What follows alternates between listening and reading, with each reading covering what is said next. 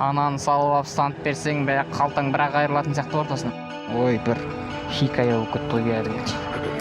Бензин жасады. 95 десең 92-ге басқарған ғой.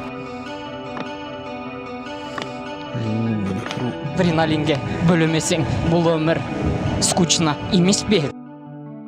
Сәлем достар, сіздермен бірге мен Жақсылық. Бүгінгі видео қызық болады деп ойлаймын, себебі видео влог аралас стант видео. Лайк басыңыздар, тіркеліңіздер. Ал мен кеттім.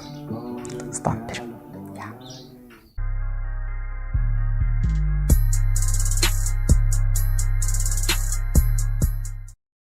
Міне біз жолдамыз. Дауыс жақсы естіліп тұр деп ойлаймын.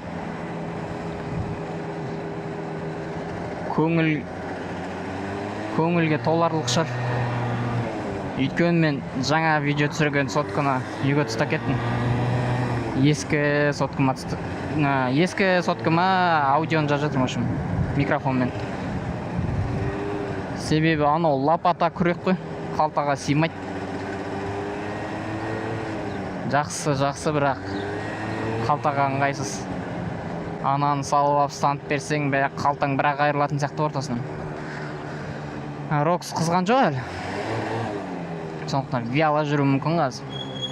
Осы тоқтап алып, бірақ өтермесең. Көрдіңіздер ме? Қызғаннан кейін ол пушка гонка. Қазір Қазмұнайға барып 95-тен 1000 теңгеге жасасақ әзірге жететін шығар.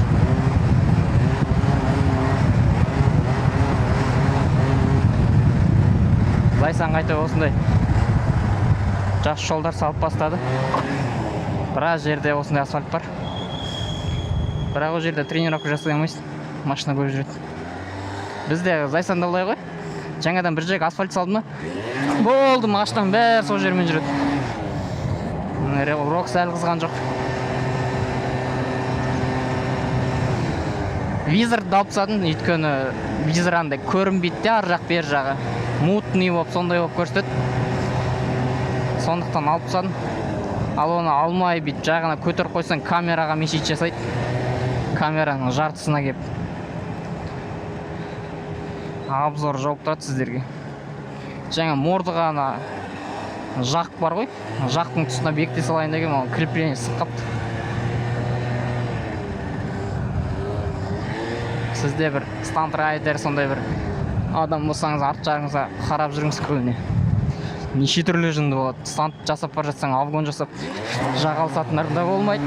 Ойбай! Көрдіңіздер ме? Жаңа айтқанымыз ол ғой.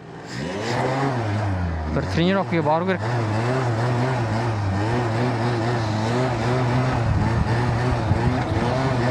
Және де жақында Роксқа обзор түсірсем ба деп отырмын. Қазақстанда қайткенмен екінші Рокс қой. Разбор санамағанда екінші Рокс. Мына жердің асфальтта бір қарқ болып тұрған жоқ. Әне бензин биткенде ештейді, көрдіңіздер ме? Себебі бактың алды жағынан алады Рокстың багы. Сондықтан бензин аз болған кезде, алдын көтерген кезде бензиннің бәрі арт жаққа кетіп қалады да. Алды жаққа, в общем, карбюраторға бармай қалады. Үш қала жаздайды. Соң алдыға екі дөңгелекке түскен кезде сразу мынау бензин ғой дейді де жейді. Қай жерін жасасақ екен? 4-те машинасы екен, я? Бірақ елдердің айту бойынша екіде типа Қазмұнайдың өз адамдар жасайды. Бензиннен жемейді дейді ғой. Шын ба, шын емес пе, білмеймін. Өкінішке орай. Елдер бос қайтпайтын шығар деп ойлаймын. Неге именно екі? Так, 1000-ға жасасақ жетіп қалар, я? Өйткені бактың ішінде қанша бар екен білмеймін. Это аз. Полный бак где-то маған бар ғой. 1600 теңге машинаға шығады.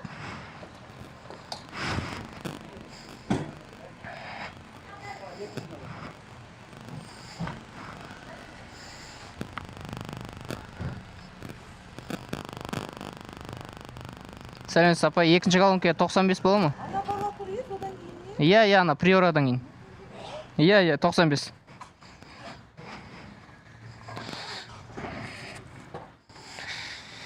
Ай. Так, 1000 теңгеге қанша дейді? Оны өкінішке орай білмеймін пока.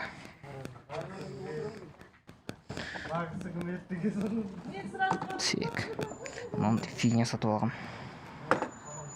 Номерлері бар мына жерде уже. Қанша құю керек екен. Ну типа Stage 6 бар ғой андай. Мерная бутылка деген. Соған алғам. Ну сол сияқты бірақ. Ол емес. Алиэкспресстен алғам. Қанша тұрады? 400 теңге тұрады ма сондай тұрады. Ну максимум 500. Чема с причпен құйғаннан жақсы. Бір 10 000 теңгеге жасайын деді ғой дейме. Полотно. Так. Мынаны жау қойғыш. Аяққа мешит жасатты.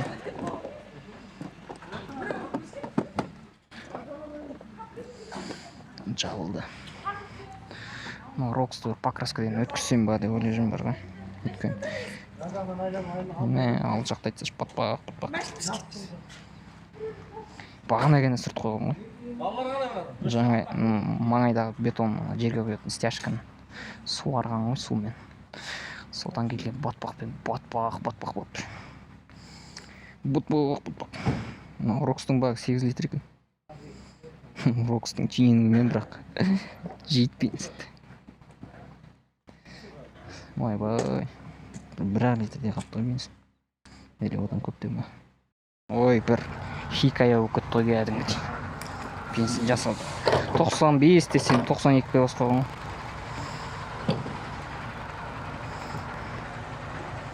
Пуй, елки.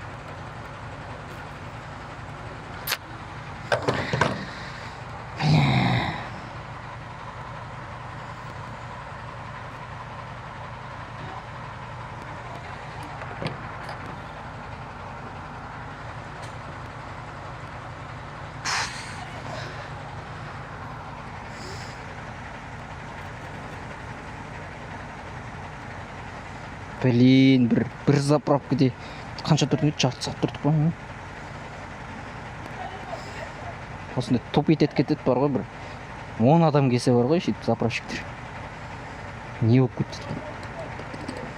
92 деп айтқан жоқпын, 95 апай дедім. 1000-ға деді. 5,5 литр деші. Допустим, 6 литр. 6 литр қоямыз қазір. 6 литрге в общем примерно 25-30-дан есептеген кеп тұрған жоқ. Жол қаланып тұр. Мерная бутылканы персо 6 литр деп. Так.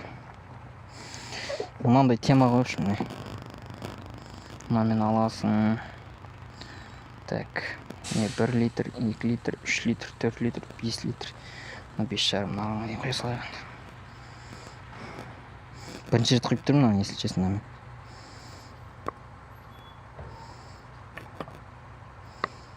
Мына жерде де бар кәдімгі. 1, 2, 3, 4, 5, 5,5 мына жаңа.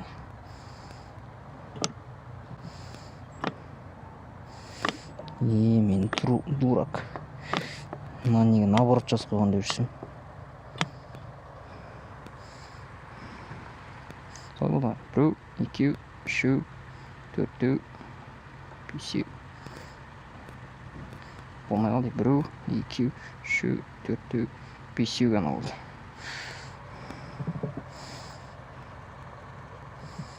Қайда кетіп қалды? Не өтіп кетті өзі? Осынша болды. 1, 2, 3, 4, 5, 5,5. Алта қойсақ. Грох, слишком много для меня, ты залил масло дейтін шығар. Жүрегім айныды деп.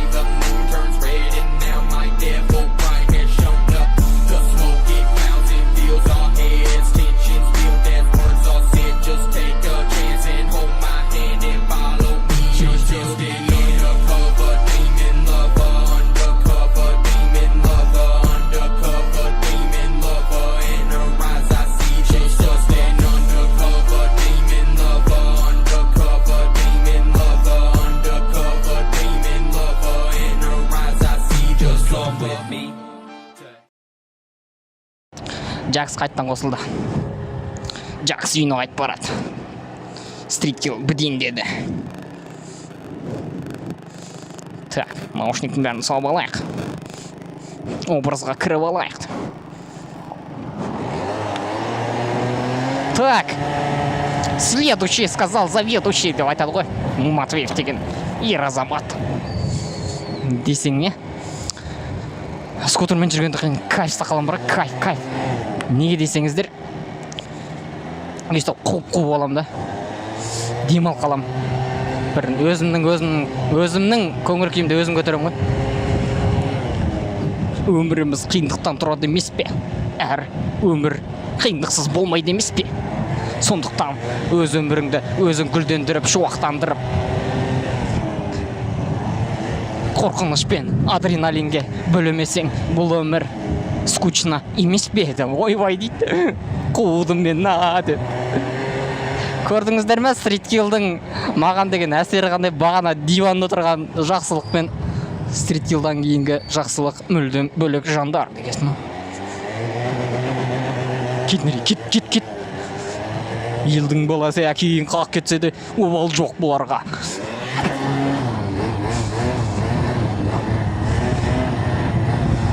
Ойбай!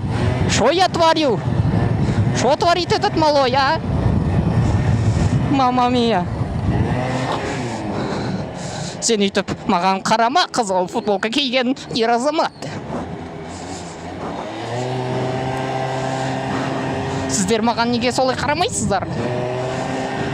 Қыз азаматшалар дегесін ба? Рахмет. Thank you very much. Я вас не забуду. Но через 5 минут, может, забуду. Ойбай, орысша көп кетті ғой. Ойбай! Мәшіне жоғардым да. Не деген ол? Мені жаңғыз қалдырып кеттіңдер ғой, машиналар. Үйіме қайт жетем сендерсіз дегесін ба? Ойбай! Газ деп кетті. Бұл не сұмдық? Бұл қандай құқық бұзушылық? Жол ережесін сақтап.